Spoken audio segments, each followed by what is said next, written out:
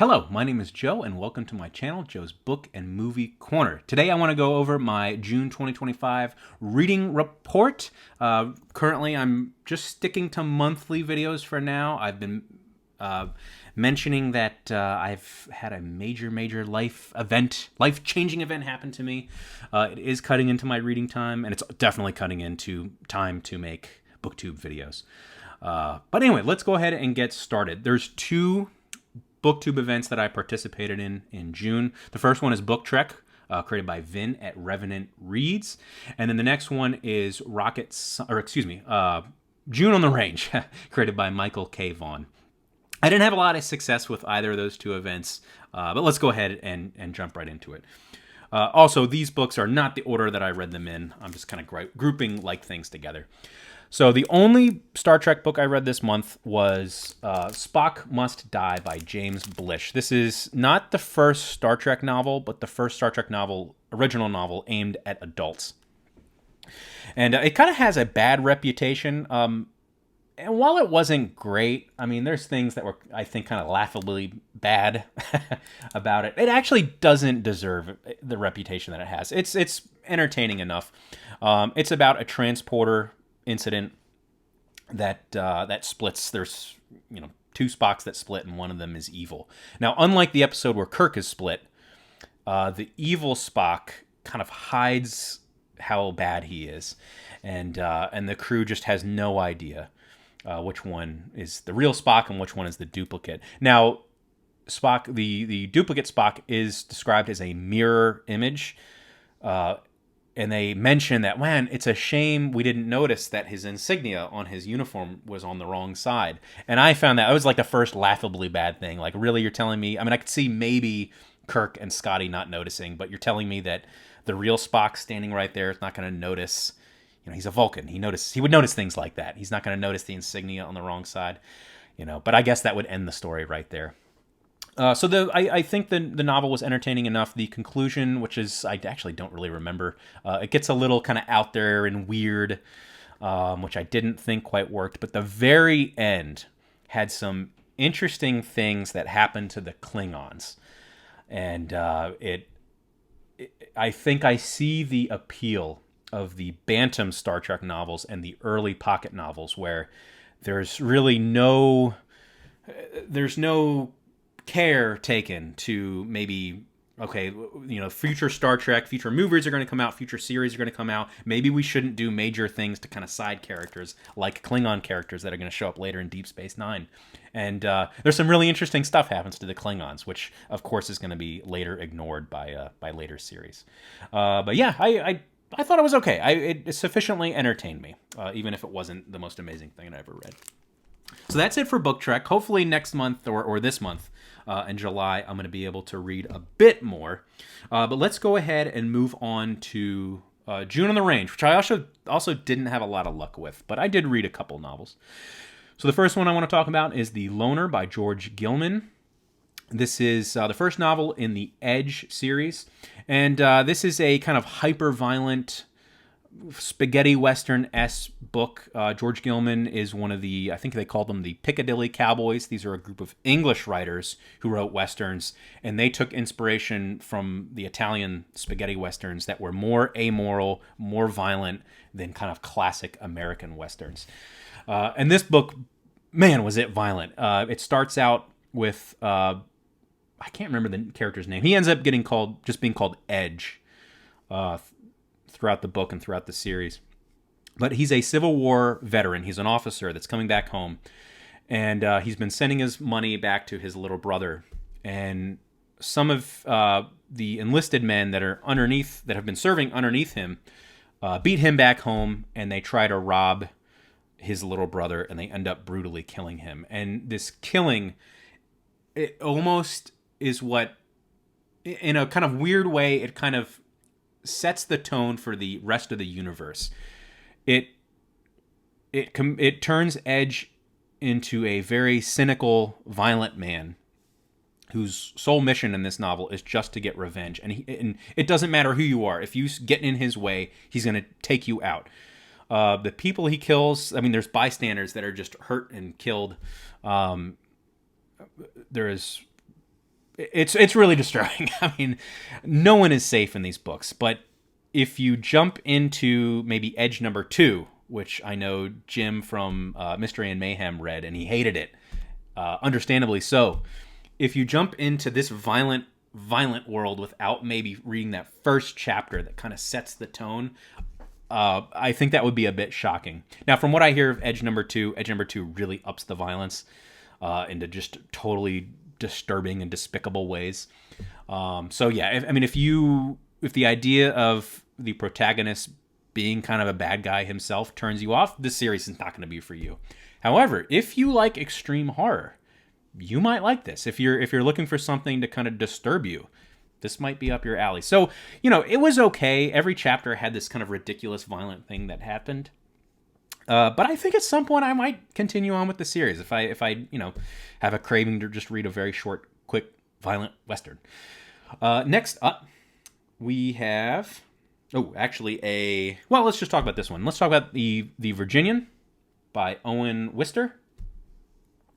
And I actually did not finish this book. I got maybe about 40% of the way through, and I just had to put it down. I was trying to knock out 2 birds with 1 stone. I was going to read this for June on the Range. Also, this is a book in Roger's Cheap Old Book Club, also created by Michael K. Vaughan. And I've heard from Michael and other reviews online that the last third or the last quarter of the book is excellent, but the rest of the preceding book is a bit tedious and not a lot happens. So it was really slowing my reading down, so I did not finish it, unfortunately.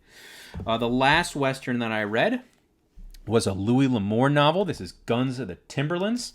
And this one I was actually a little disappointed by. It kind of it's not a very long book, but it also slowed down my reading a bit. I did finish it.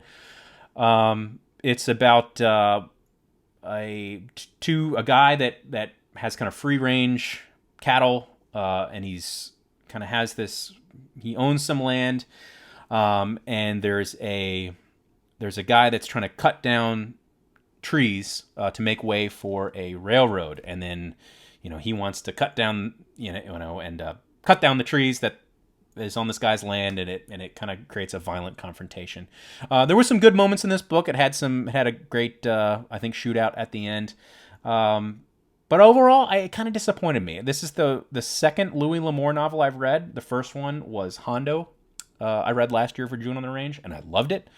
And I know Louis L'Amour is a very well-regarded author, but this one was just kind of, it was fun. So, a little disappointing, actually. But that's it for June on the Range. Next up, let's talk about some science fiction. Now, this is not a Star Trek book. This is actually a Star Wars novel. This is Star Wars Dark Force Rising by Timothy Zahn. It is the second novel in the Thrawn trilogy. This is the trilogy that essentially kicked off the extended universe of Star Wars in the 90s. And I mentioned, when I was talking about book one last month, it's okay. It's fine, but it's kind of actually reinforcing an opinion I'm coming to with these kind of large fantasy and science fiction series, where each book, and Steve Donahue has actually talked about this when he talks about science fiction sometimes, each book is not really a novel. Each book is just a very long chapter. So if you step away from the series and you jump back into the next book, you have this sense like, well, I'm kind of lost. They're referencing things. It's picking up right where the last book left off, and they're referencing characters that I've kind of forgotten about. And I can see myself having that problem when I come back to this and read book number 3. So I would like to finish the series, but I'm kind of afraid now to go back to book 3 because I finished this like in the very beginning of the month. And it doesn't really feel like a novel. It just feels like the second part in a 1,000-page novel, kind of like, Two Towers to Lord of the Rings.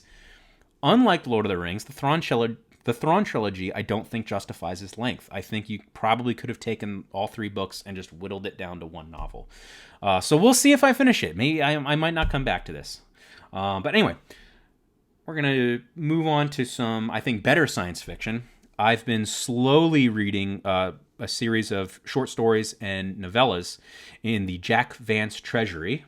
written by Jack Vance and edited by Terry Dowling and Jonathan Strahan. And this is an author I'm liking everything I'm reading from him so far. The only story I want to talk about really is The Dragon Masters. I think this was a Hugo Award winner. Just a short little 100-plus page novella. You can read it in 1 or 2 sittings. And it was really, really good. And it's kind of reinforcing a desire in my sci-fi fantasy reading where I don't want to read a series. Or if it is a series, I want an episodic series. The world building in this short little novella, I think, matches Dune. And Dune, my copy of Dune is like 800 pages. It takes 800 pages to get there. Now, the downside is, well, let me say, Dune has this reputation from some people that, man, Frank Herbert, he really just throws you into the deep end. And you're thrown into this sci-fi fantasy world, and it's kind of overwhelming for you, and it's kind of tough to get into. So it has this difficult reputation. This reputation of Dune, in my opinion, is unwarranted. I feel like Frank Herbert does a totally fine job of introducing you to these sci-fi fantasy elements, and he kind of eases you in. For example, the Gom Jabbar. We're introduced to the Gom Jabbar, and he tells you what it is, and you know enough about it. If Jack Vance were writing about the Gom Jabbar, he might mention it and wait a little bit to tell you kind of what this thing is. So that's the kind of the downside with Jack Vance. I'm noticing very often you have to be patient with him and just trust that by the end of the story, you're going to get the complete picture. But he doesn't really hold your hand. So he does earn a reputation of just kind of throwing you into the deep end sometimes. Dragon Masters was really good. It's about far future humans that have kind of technologically regressed, and they ride around in these lizard alien things like dragons, and then there's these humanoid aliens that are really mysterious, and it's really, really good. I highly recommend it. It doesn't take long to read at all. So yeah, I'll talk more about Jack Vance. I've got some novels from Jack Vance that I want to read. I've got more short stories. Actually, yeah, we'll move on to this. Next up, some more science fiction. So this is the Library of America 4-novel collection by Philip K. Dick. It starts out with The Man in the High Castle and The Three Stigmata of Palmer Eldritch, both of which I read over 10 years ago when I first bought this. The Man in the High Castle really stayed with me. It's, I think, probably one of the best books I've ever read. The Three Stigmata of Palmer Eldritch, I remember it did not stay with me. I didn't really like it, but I've heard good things about it, so I think it's due for a reread. And I'm sure I'll like it if I were to reread it. But the next 2 novels in the series I never read, so I read Do Androids Dream of Electric Sheep? Of course, this was adapted later on in the 80s into the Ridley Scott movie Blade Runner, which I love. And it was interesting to see the differences between the novel and the movie. The novel packs more in. Of course, the basic story is very similar to the movie. There's androids on the loose, and Rick Deckard is he's called a bounty hunter in the book. He's basically dispatched to execute them. And but there's a lot more to the novel. There's this whole religion that they talk about. There's this idea that everyone has to, as a kind of a social status thing, they put a great stock into owning pets, and most people can't afford real animals, so they buy these artificial animals. And the book is really good. My favorite scene in the novel that was completely cut out of the movie, and rightly so, I think, is a scene where Deckard meets this other bounty hunter from another police station, and the paranoia just is cranked up to 11, and we start questioning, wait, could Deckard actually be a replicant? And it's a really, really good sequence. And there's this whole like mirror police force, and they're like, who are you? And he's like, and Deckard doesn't know who they are. It's really, really good. So the paranoia is just cranked up to 11, and it's really good. The next book I read after Androids was Ubik. Ubik or Ubik? I'm going to say Ubik. Maybe that's wrong. Ubik was pretty good. I didn't like it as much as Androids. I thought it was a little bit scattered. It's about these these kind of corporate psychics that are hired for like corporate espionage, and that aspect is a little bit vague. Also in this world, if you die, your consciousness can be kind of transported to this artificial virtual reality type world, kind of like the Matrix. There is a lot of kind of what is real. There's some paranoia here. There are some elements, that have to do with these psychics that are kind of introduced. There's this one character, there's a woman who can sort of maybe travel back in time, and she can alter your perception of reality. And then I don't think enough is done with that character. She's a really interesting character, and I think not enough was done with her. So the book, I felt like was a bit scattered. Not as good as Androids, not as good as Man in the High Castle. But it does have a very good little stinger ending that does once again make you question what is real. So that it was a lot of fun, but I do recommend it. So I do want to read more Philip K. Dick. Maybe I'll pick a Philip K. Dick novel for Rocket Summer. I have a lot I want to read for Rocket Summer. We'll see if I get to it all. I'll talk about that in a future video. But not the last book, excuse me. The next two books, the second to last book I want to talk about is Lord of the Flies by William Golding. This is a book that is, of course, often assigned for school reading in high school, but it's something that I never read. It was never assigned to me, so I never read it. My wife and I recently watched the series Yellow Jackets, which takes a lot of cues from this book. It's about, the show Yellow Jackets is about a girls' high school soccer team that's, on this trip to the national soccer championship, and they crash land in the woods, and things go south, and they eventually resort to cannibalism. The first couple episodes of the show are really, really good. The rest of this first season is okay. Seasons 2 and 3 are terrible, in my opinion. If the show sounds interesting to you, you're better off just reading Lord of the Flies and watching the series Lost. Lost, despite its flaws, is much better than Yellow Jackets, in my opinion. But Lord of the Flies, I really, really liked it. It was really good. I can see why it's a classic. It was very disturbing immediately. So what I like about this is immediately, as these boys are on this desert, kind of jungle, tropical island, you can tell immediately that things are going to go south for them. They try to organize themselves. They have this conch shell that whoever's holding the conch shell speaks, but they always break the rule. They try to assign jobs to themselves, and immediately it all just kind of fails. And of course, eventually the group split, and the boys that call themselves the Hunters, they become violent.